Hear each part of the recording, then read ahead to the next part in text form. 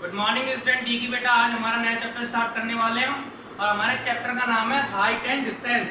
ये चैप्टर हम क्यों पढ़ते हैं बेटा? इस चैप्टर का पढ़ने का हमारा उद्देश्य है, हम क्या करते हैं इस चैप्टर के अंदर ट्रिग्नोमेट्रिकल रेशियोज की हेल्प लेकर, और जो हमने ट्रिग्नोमेट्रिकल टेबल आपको बनवाई थी ना 0, 30, 45, 60, 90 डिग्री पर साइन कोस टेन कोस सेक और कोसेक की वैल्यू क्या क्या होती है वो सब मैंने आपको याद करवाई थी।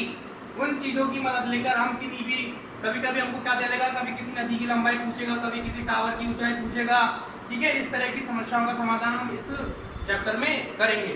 देखो सबसे पहली बात है तो मैं आपको एक बात बता दूं, अगर मान के चलो कोई टावर है, इस तरह का एक टावर है या फिर कोई मकान है, ठीक है, ये मकान है मेरा, ठीक है, और ये मेरी क्या हॉरिजॉन्टल लाइन है, मतलब ये क्या है मेरी सतह है।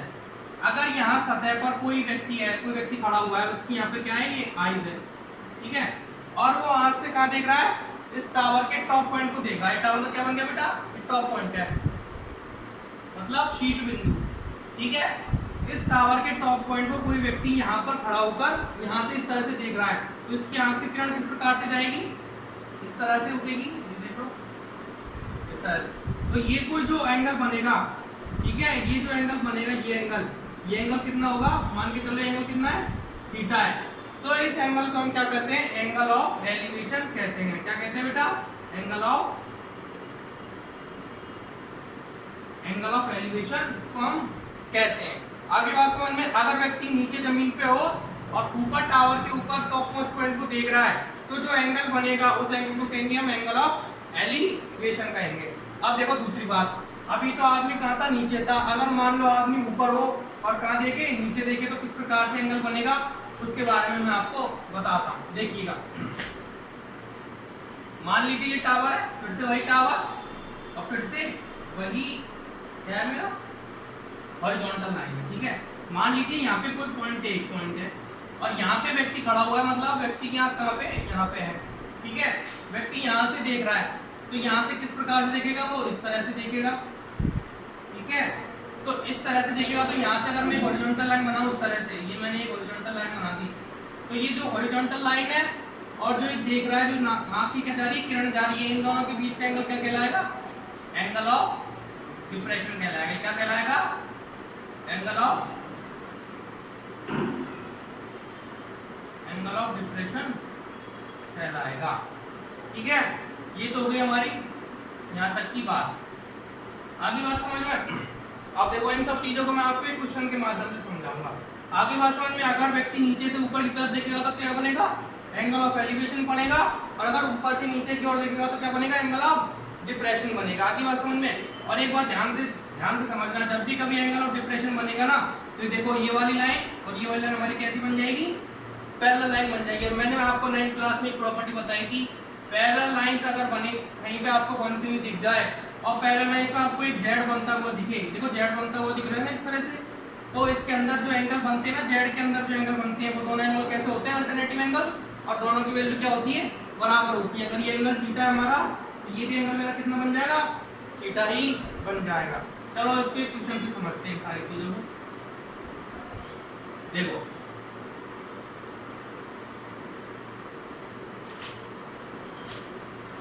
क्वेश्चन नंबर 1 देखो, the shadow of A vertical pillar, क्या कह रहा है, एक वर्टिकल पिलर है, एक वर्टिकल पिलर दे रखा है, मतलब एक इस तरह का पिलर है, ठीक है, पिलर मतलब खंभा है, is same the height of pillar, ठीक है। मान लो मैं इसकी हाइट कितनी मान लेता हूँ, h मान लेता हूँ, इसकी हाइट क्या मान ली मैंने, h मान ली, और जो इसकी शैडो है, इसकी शैडो कैसे बनेगी, ये जो पिलर है इसकी शैडो यहाँ से इस तरह से बनेगी, ठीक है, ये इसकी क्या बन गई, शैडो बन गई।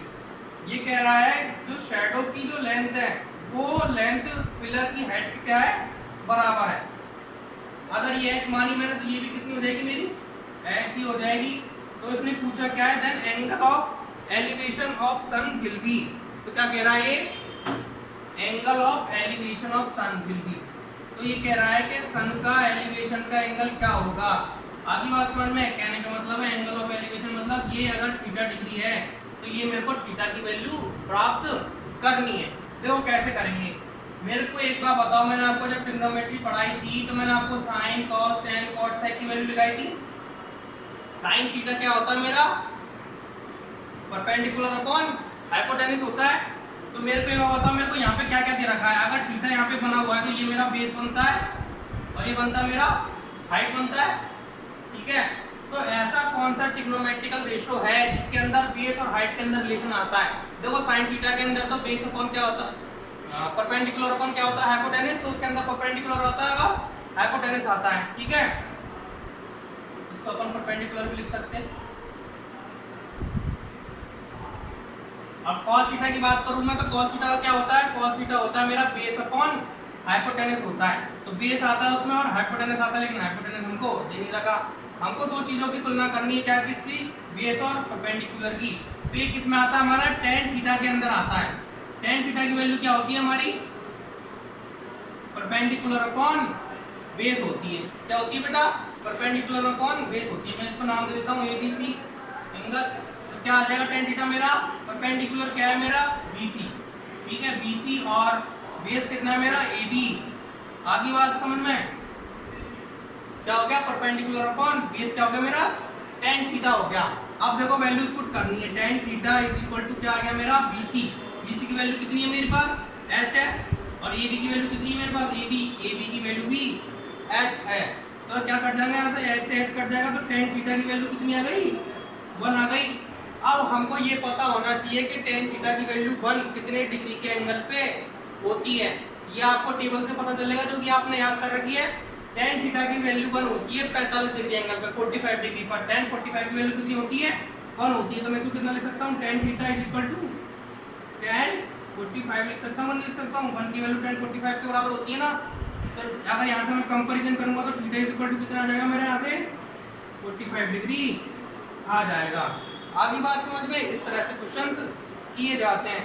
देखो मैं एक क्वेश्चन और बताता हूँ आपको, इसको पॉज करके नोट कर लीजिएगा।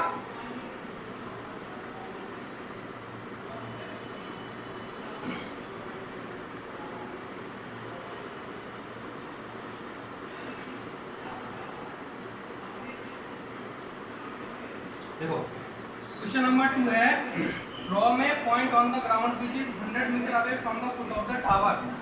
एक टावर दे रखा है और एक ग्राउंड पे कोई पॉइंट है। वो पॉइंट टावर के फुट से कितना मीटर दूर है, 100 मीटर की दूरी पर है, ठीक है। और आगे क्या कह रहा है, the angle of elevation of the top of the tower is 60 degree. ये टावर का टॉप मोस्ट पॉइंट है। यहाँ से एलिवेशन एंगल कितना दे रखा है, ये हमको 60 डिग्री दे रखा है क्वेश्चन में, ठीक है। Then height of the tower is, ये टावर की हाइट क्या मान लूं मैं, h मान लूं। ये h की वैल्यू मेरे को क्या करनी है, फाइंड आउट करनी है। तो मैंने आपको पिछले क्वेश्चन में भी बताया था, इस क्वेश्चन में भी बता देता हूँ। इसको मैं ट्रायंगल ABC मान लूं, कोई दिक्कत थोड़ी ना। ये मेरा कितने डिग्री का बन गया, 90 डिग्री का एंगल बन गया। जिस साइड पर एंगल और 90 डिग्री के एंगल दोनों बनते हैं वो क्या कहलाती है, मेरी बेस कहलाती है। और ये जो क्या है मेरा परपेंडिकुलर कहलाएगा, ठीक है, परपेंडिकुलर कहलाएगा।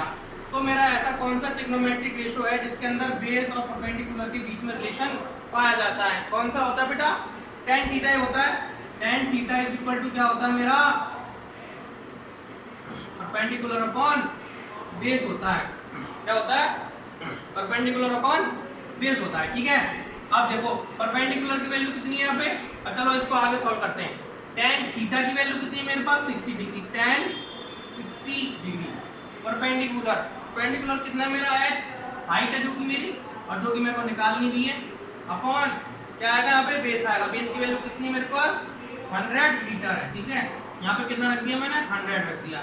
आगे बात समझ में, अब इसको सॉल्व कर लेंगे। देखो tan 60 की वैल्यू आपको याद होनी चाहिए, कितनी होती है, √3 होती है। क्या रख दी यहाँ से, √3 रख दी। और क्या आ गया, हाइट अपॉन 100 आ जाएगा, ठीक है। इसका मैं क्रॉस मल्टीप्लिकेशन कर लूंगा तो हाइट की वैल्यू कितनी आ जाएगी, हाइट की वैल्यू आ जाएगी √3 100 √3 मीटर। क्या आ गई बेटा, हाइट की वैल्यू 100 √3 मीटर, इसकी वैल्यू आ गई। बाकी सारे क्वेश्चंस भी इसमें इसी तरह से होंगे, ठीक है। सब में क्या करना है, हमको सिर्फ रिलेशन फाइंड आउट करना है। जो भी क्वेश्चन में दिया गया हो उसके अकॉर्डिंग हम एक ट्रिग्नोमेट्रिक रेशियो देखेंगे कि कौन से ट्रिग्नोमेट्रिक रेशियो में सेट हो सकते हैं, फिर उसी को रख देंगे। और फिर एंगल हमको दिया गया होगा, एंगल की वैल्यू पुट कर देंगे और आंसर हमारा आ जाएगा। या तो कभी एंगल भी पूछ लेगा तो हमको दोनों चीजें ये दी गई होगी जिससे कि हम एंगल निकाल सकें, ठीक है बेटा। आज की बात करेंगे हम कल।